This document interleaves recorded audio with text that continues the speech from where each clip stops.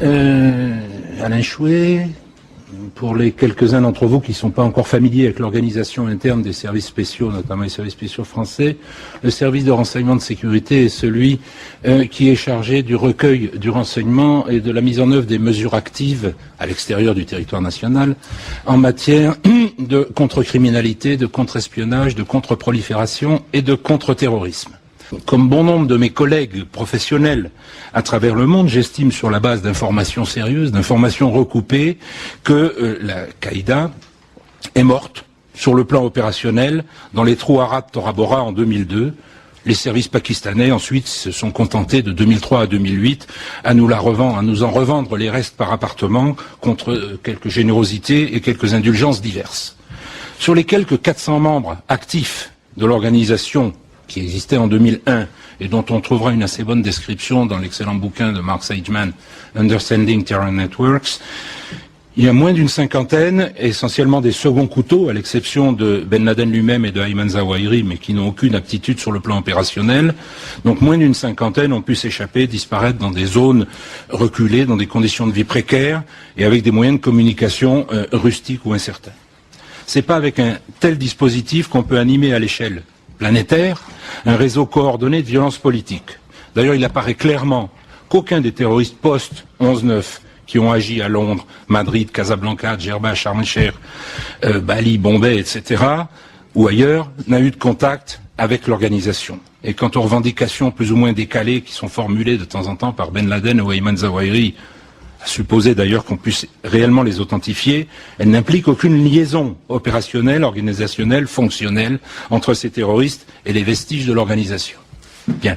Toutefois, je suis bien obligé, comme tout le monde, de constater qu'à force de l'invoquer à tout propos, et souvent hors de propos, dès qu'un acte de violence est commis par un musulman, ou quand un musulman se trouve au mauvais endroit et au mauvais moment, comme dans l'histoire de l'usine AZF à Toulouse, ou même quand il n'y a pas de musulmans du tout, comme les attaques à l'anthrax aux États-Unis, à force de l'invoquer en permanence, un certain nombre de médias réducteurs et quelques soi-disant experts de part et d'autre de l'Atlantique ont fini non pas par la ressusciter, mais par la transformer en une espèce d'Amédée d'Eugène Ionesco, ce mort dont le cadavre ne cesse de grandir et d'occulter la réalité et dont on ne sait pas comment s'en débarrasser. Alors l'obstination incantatoire des Occidentaux à invoquer l'organisation mythique qu'on a qualifiée d'hyperterroriste, non pas parce qu'elle a fait, mais parce qu'elle s'est attaquée à l'hyperpuissance, cette obstination incantatoire a eu très rapidement deux effets tout à fait pervers.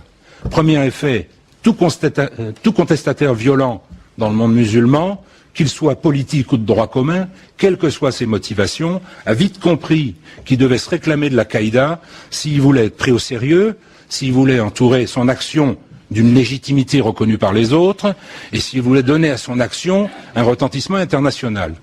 Parallèlement à ça, tous les régimes du monde musulman, et ils ne sont pas tous vertueux, nous le savons, ont bien compris qu'ils avaient tout intérêt à faire passer leurs opposants et leurs contestataires, quels qu'ils soient, pour des membres de l'organisation de Ben Laden, s'ils voulaient pouvoir les réprimer tranquillement, et même, si possible, avec l'assistance des Occidentaux. D'où une prolifération de Qaïda plus ou moins désignée ou autoproclamée au Pakistan, en Irak, au Yémen, en Somalie, au Maghreb, ailleurs, le Qaïda dans la péninsule arabique, QPA, etc. Bien. Le principal résultat de cette dialectique imbécile, ça a évidemment été de renforcer effectivement le mythe d'une Qaïda omniprésente, tapis derrière chaque musulman, prête à l'instrumentaliser pour frapper l'Occident, en général, les États-Unis bien sûr en particulier, au nom d'on ne sait pas trop quelle perversité. Et cette vision-là, elle procède de plusieurs erreurs d'appréciation et de perspective, et elle génère, surtout, des ripostes totalement inadaptées. Parce que si la Qaïda n'existe pas, la violence politique islamique existe, elle, bel et bien. Et l'Occident n'en est qu'une victime indirecte et collatérale. Les idéologues de la violence islamique ne sont pas des fous de Dieu. Ce sont des gens qui ont des objectifs précis. Et leur objectif, c'est pas d'islamiser le monde, c'est de prendre le pouvoir et les richesses qui y sont liées dans le monde musulman sans que l'Occident intervienne. Un peu suivant la même démarche qu'avait suivi à son époque le frère Hassan Tourabi au Soudan. Alors même si l'amour-propre des Occidentaux doit en souffrir, il faut répéter sans cesse que les principales, les plus nombreuses et les premières victimes de la violence islamique sont les musulmans. Alors, Benguiga, bien sûr, on pourra toujours m'objecter que, puisque la violence djihadiste existe bien et qu'elle se développe à peu près partout suivant les mêmes schémas, peu importe qu'on l'appelle ou non Al-Qaïda, qui ne serait alors que l'appellation générique d'une certaine forme de violence intégriste mondialisée.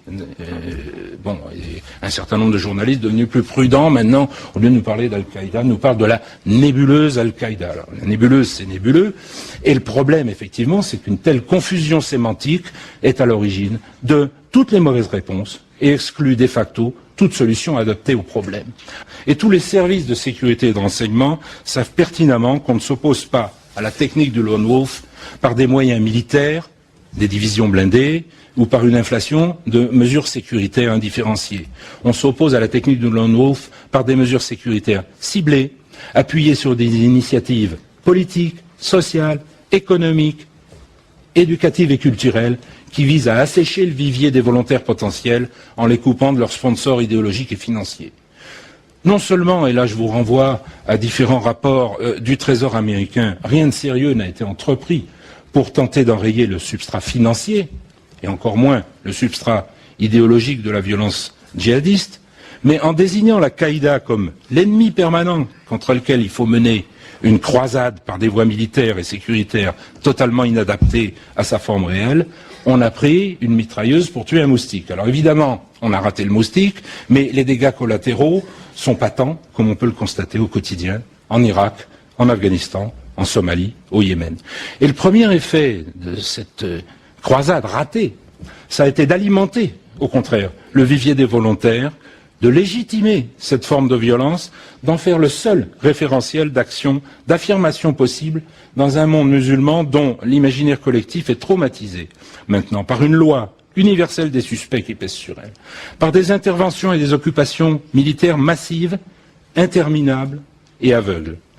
Depuis 9 ans, l'Occident frappe sans grand discernement en Irak, en Afghanistan, dans les zones tribales du Pakistan, en Somalie,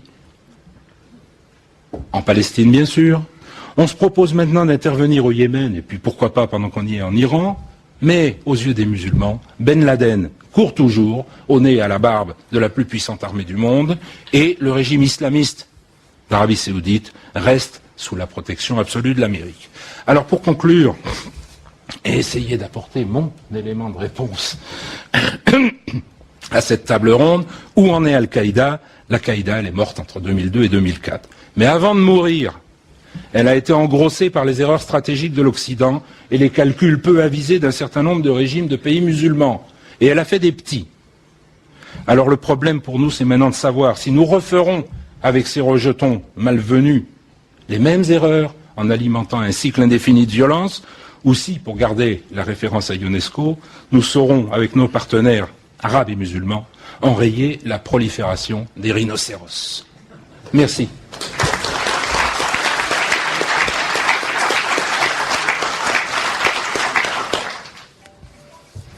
Voilà qui prouve que l'expérience du terrain et dans des conditions difficiles, voir le nombre de décorations que M. Chouet a accumulées dans son existence, nourrit une réflexion vraiment originale et décoiffante. C'était vraiment très très intéressant.